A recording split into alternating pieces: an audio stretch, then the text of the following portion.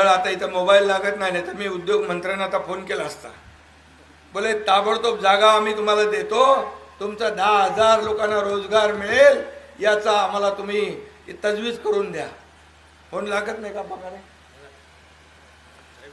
आणि मी जेव्हा फोन केले काही लोकांनी टीका केली, पण पत्रकार लोकांना मी सांगतो जेवढे जेवढे फोन केले त्यांची प्रक्रिया सुरू झाली आहे आणि त्यांची प्रक्रिया सुरू होऊन त्या ठिकाणी ते कारखाने लागणार. जे जे बोललोय मी ते करतो, कारण पुन्हा पुन्हा आपल्याला भेटायचं असतं. खोटा बोल माझ्या डिक्शनरीमध्ये शब्द नाही आहे. जे आहे जे देणार तेच मी बोलणार. दळणवळ फास्ट व पर्यायी मेटगुताड ते बिरवाडी ते हातलोट ते कोकण व दुधगाव ते मांगर रस्ता करायचा आहे. त्यामुळे अतिदुर्गम राहिलेले कोयना खोरे हे दळणवळण फास्ट होईल. मेटगुदाड ते बिरवाडी ते हातलोट रस्ता आलाय ना पुढेपर्यंत, कोकणामध्ये जोडायचं राहील, तो जोडायचा राहिलाय, त्याला आपण जोडू. त्यामुळे दळणवळण यंत्रणा आपली चांगली होईल.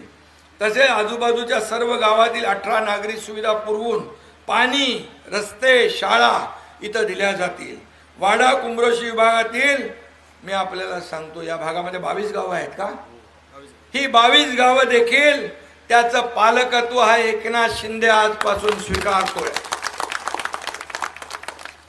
राम वरदायिनी म्हणजे काय झालं, कोणाचं म्हणून एवढ्या लगेच लागला पण फास्ट. ते काय वाट बघत तुझे काय उदयजी? हो साहेब. मी आता इकडे गावी आलोय. गावी म्हणजे आपल्या प्रतापगडाच्या इकडे जिल्हा परिषदची निवडणूक आहे. आणि जेव्हा तुम्ही तिकडे गेला होता दावोसला, बरोबर आहे, तेव्हा तुमच्याशी बोललो होतो मी. आणि कौस्तुभ बोलले होते की बाबा तुमच्या भागातल्या लोकांसाठी 10,000 लोकांसाठी रोजगार आपल्याला साठी एक इंडस्ट्री आणायची म्हणून. हो हो हो. तर काय त्याचं झालंय साहेब, आपल्या आदेशाप्रमाणे 300-350 एकर जमिनीवर आपल्या या परिसरामध्ये उद्योग आणायचं फायनल झालेलं आहे. आणि त्याच्यातनं 7 ते 8,000 ते 10,000 पर्यंत युवक युवतींना रोजगार मिळू शकतो. त्याची प्रोसेस साहेब दावोसला आपण सुरू केली. आता आचारसंहिता संपल्यानंतर त्याची बैठक होऊन तो प्रोजेक्ट नक्की त्या परिसरामध्ये कुठे करायचा आहे त्याचं फायनलायझेशन होईल. पण तुम्ही सांगितलेल्या ठिकाणी हा MIDC मार्फत प्रोजेक्ट होणार आहे. चला ठीक आहे, धन्यवाद.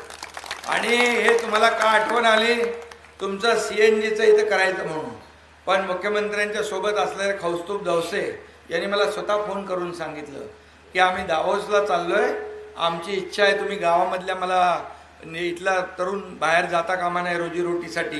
हे त्यांनी मला सांगितल्यानंतर मी ताबडतोब उदय सामंतांना सांगितलं. आणि मला वाटलं सातारा MIDC मध्ये काय तिकडे प्रकल्प देणार आहेत.